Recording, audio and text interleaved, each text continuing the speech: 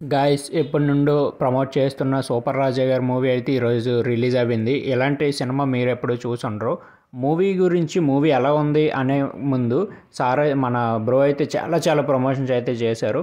And ఒక సినిమాని థియేటర్లోకి పెద్ద స్క్రీన్ మీదకి ఎక్కించడం అనేది మనం చాలా గ్రేట్ థింగ్ అనేది మనం చెప్పుకోవచ్చు. చాలామంది మూవీ బాగాలేదు మూవీ బాగుంది అని చాలామంది అంటున్నారు. బాగుందో బాగాలేదు సినిమా అయితే అందరం చూసాం, కానీ థియేటర్కి ఎక్కించడంలోనే అతను సత్తా ఏంటో మనం అయితే తెలుసుకోవచ్చు అనమాట.